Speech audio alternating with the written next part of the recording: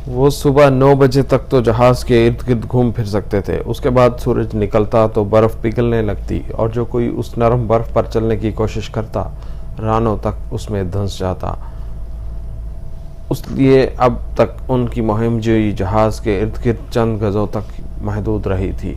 वो डरते थे कि आगे गए तो उनका भी वही हशर न हो जो वेलिटा का हुआ था। अलबत्ता फीटो स्टार्च ने, जो अब तक मौजूद माना जा चुका था, तजर्बे से साबित किया कि अगर कुर्सी की गद्दियाँ जूतों से बांध ली जाएं तो उनसे बर्फानी जूतों का काम लिया जा सकता था।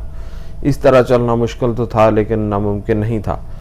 फीटो थे कनीसा के साथ मिलकर चोटी पर जाने के लिए तैयार भी हो गया।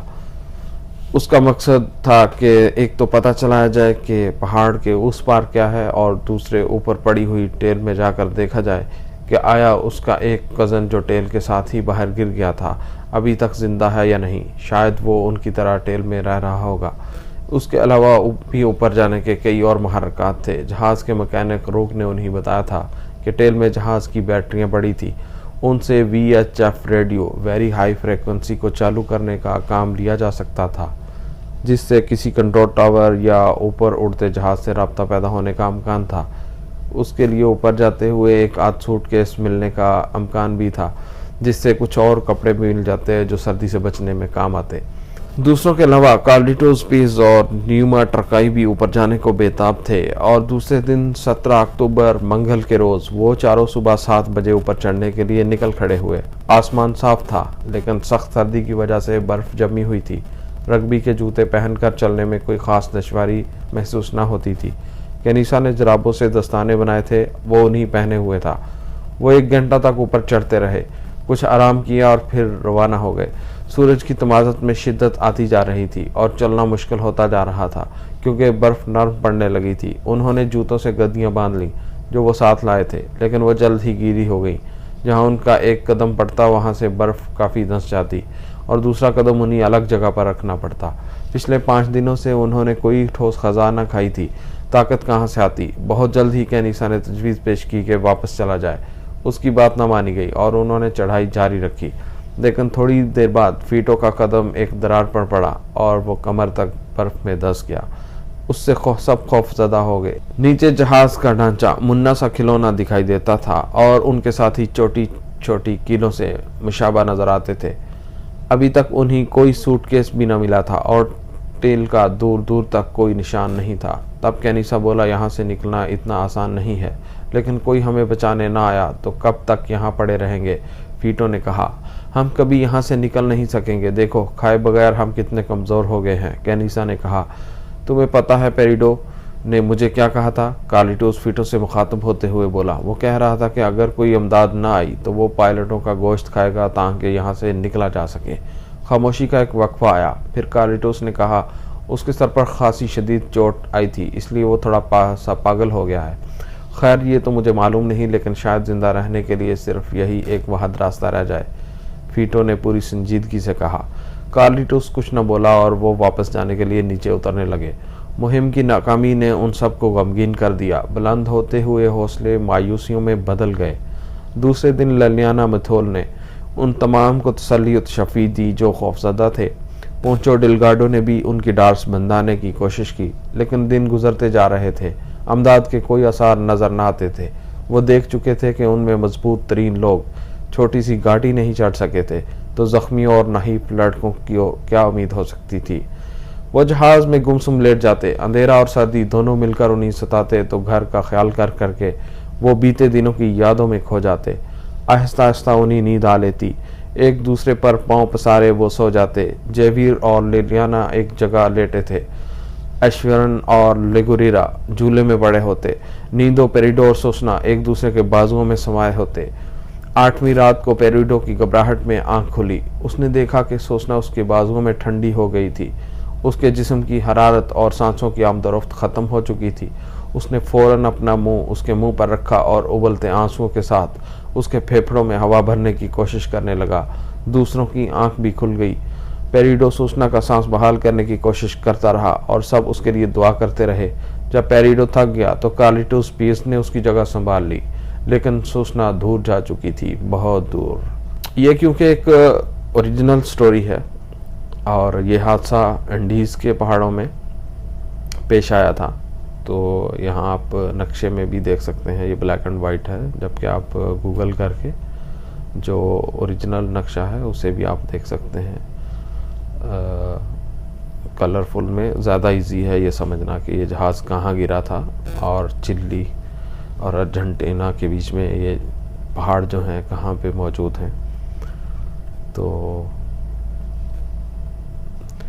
ये एक क्योंकि ऐसी दास्तान है जिसने बहुत से लोगों की, जो होपलेस लोग थे या मायूसी का शिकार हो जाते हैं, उनकी उम्मीद बंधाई है, उनके अंदर एक नया जीने का जज्बा जो है वो पैदा किया है।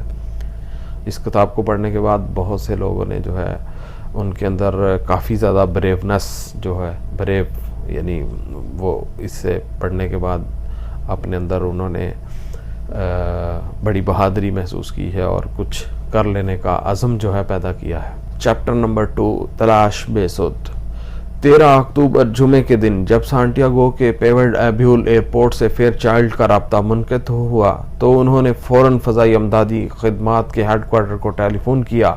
उनका कमांडर तो कहीं गया हुआ था, लेकिन 2 और अफसर मिल गए। उन्हें फौरी तौर पर आमदादी और तलाश की मुहिमों में राब्ता पैदा करने और उनकी निगरानी के लिए मामूर किया गया। दोनों अफसर कार्लोस गार्सिया और जोरगा मासा चिली फ़ज़ाइया के अफसर थे। वो ना सिर्फ मौसर कमांडर थे बल्कि हर किस्म के जहाज़ उड़ा भी सकते थे। C-47, डगलस 6 2 इंजनों वाले त्यारे, हल्के किस्म के सेना और ताकतवर बैल हेलीकॉप्टर, वो उड़ने वाली चीज़ जो चिली फ़ज़ाइया के पास थी वो उन्हीं उड़ाने की महारत रखते थे।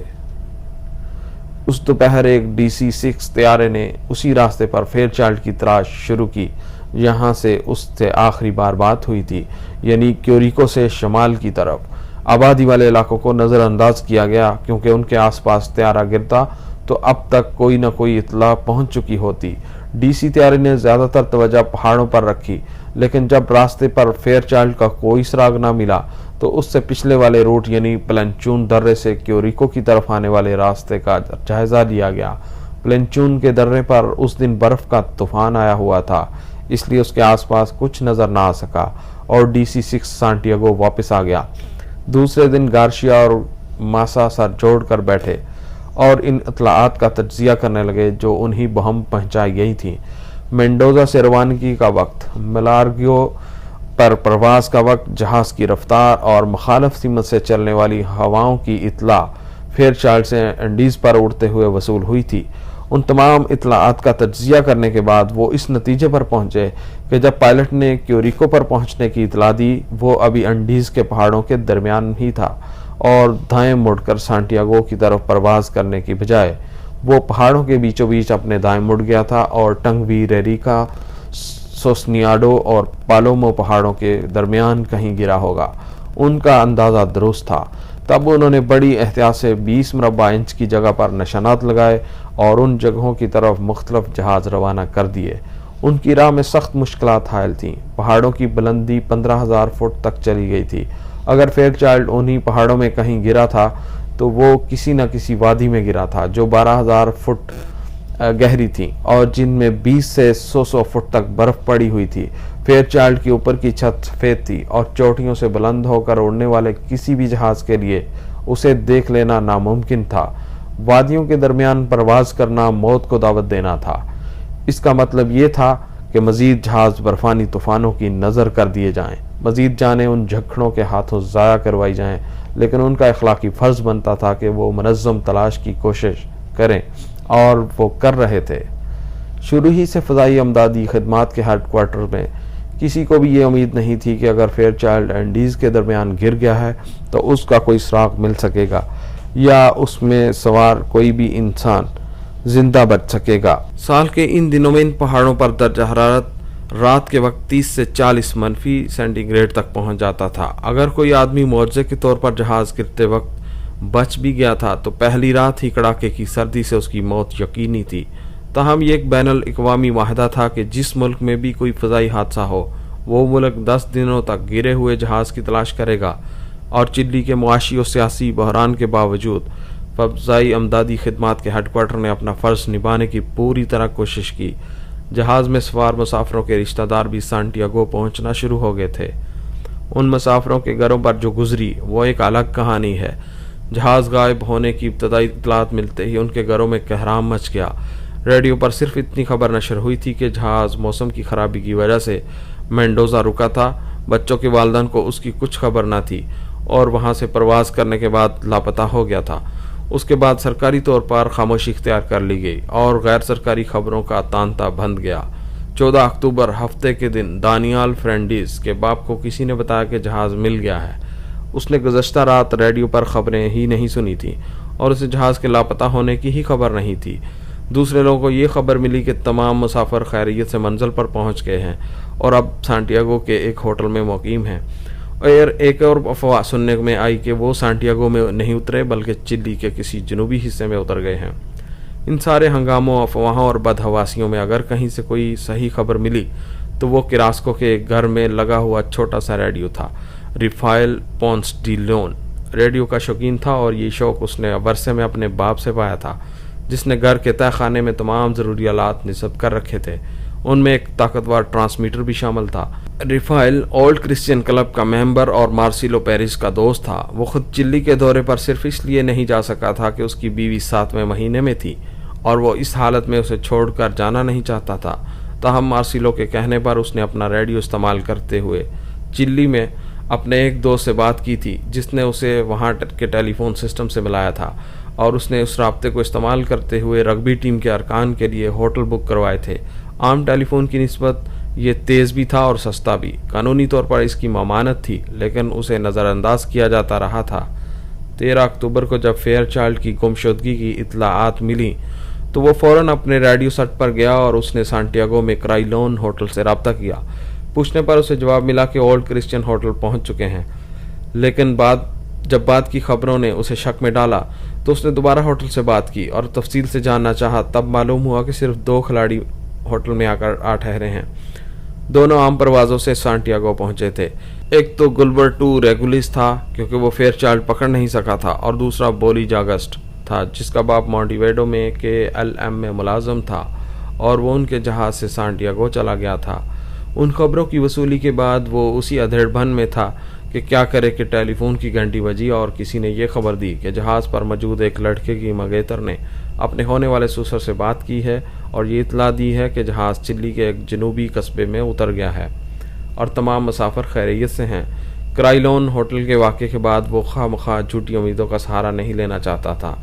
चनाचे उसने खबर की तस्दीक के लिए उसने सांटियागो में यूरागोए के नाज़िम अल अमूर शेज़र शारोलोन से रब्ता किया, जिसने उसे बताया कि यह खबर ठीक होने का कोई इम्कान नहीं। सरकारी खबर यही है कि जहाज़ अभी तक लापता है। अब तक जहाज़ के मिल जाने की खबर मैग्रिस ख़ानदान से निकलकर आधे मुसाफिरों के ख़ानदानों तक पहुंच चुकी थी। इस खदशे के पेश नज़र के कहीं लोग झूठी तसल्लियों में आकर तलाश भी न छोड़ दें, रिफाइल ने फैसला किया कि इस खबर के माखज़ से बराह रास्त बातचीत की जाए। उसने मारिया डी लॉस एंजलिस से रब्ता किया और जब सही सूरत हाल जाननी चाहिए तो उसने साफ इकरार कर लिया कि दरअसल उसके मंगेतर की माँ सनवा मेगरी ने जब फ़ोन पर उससे बात की तो वो इस कदर परेशान और मुस्तरब थी कि उसने सफ़ेद झूठ बोल दिया कि जहाज़ बेखैरियत उतर गया है। वैसे भी उसे यकीन था कि जहाज़ मिल तो जाएगा ही, क्यों ना अपने होने वाली सास का दिल रखने को ये बयान दे दिया जाए। उसने जो कुछ कहा रिफाइल ने रिकॉर्ड कर लिया और रात के पिछले पहर उसने ये टेप रेडियो मोंटी कार्लो को भेज दिया ताकि वह खबरों के अगले बुलेटिन में उसे इस्तेमाल करके सही सूरत हाल की वजाहत कर सकें। उसने आधी रात के बाद अपना ट्रांसमीटर बंद किया लेकिन उसकी कोशिशें रायगा नहीं गई थीं। दूसरे दिन सुबह 9 बजे तक तमाम अफवाहें मर चुकी थी और ये बात तय थी कि जहाज़ का कुछ पता नहीं। कार्लोस पियर्स विलारो यूरागोए का मशहूर मुसव्वर और कार्लिटोस पियर्स का पहला आदमी था जो सांटियागो के फ़ज़ाई अमदादी खिदमात के हेड क्वार्टर में पहुंचा। उसने जहाज़ की गुमशुदगी की इतला अपनी साबिक बीवी के घर किरास्को में इत्तफाकिया तौर पर सुनी। वहाँ वो अपनी एक बेटी को छोड़ने गया था क्योंकि तलाक के बाद यही फैसला हुआ था कि बच्चे माँ के साथ रहेंगे। कार्लोस कभी कभार बच्चों को ले आता और दिल बहलाकर फिर माँ के पास छोड़ आता। जहाज़ की गुमशुदगी की इतला मिलते ही उसने सरकारी ज़राओं से राब्ता पैदा किया। सांटियागो में यूरागोए के नाज़िम अल अमूर शारलोन से बात की। यूरागोए एयरफोर्स में अपने जानने वाले एक अफसर से बात की जिसने वो बताया कि कर्नल फरीदास फ़ज़ाइया के काबिल तरीन और मुंझे हुए पायलटों में से एक था और उसके हाथों किसी फाश गलती का कोई इम्कान नहीं था। लेकिन वो जानता था कि कर्नल फरीदास और उसका दोस्त ही उन बेहतरीन पायलटों में बाकी बचे हैं जिन पर यूरागोई की फ़ज़ाइया फ़ख्र कर सकती थी। बाकी सब पायलट हादसों का शिकार ही हुए थे। अपनी बीवी मेडिलोन को तसल्ली देकर ये कहते हुए वो हफ्ते की सुबह सांटियागो रवाना हो गया कि वो खुद गुमशुदा जहाज़ को तलाश करेगा।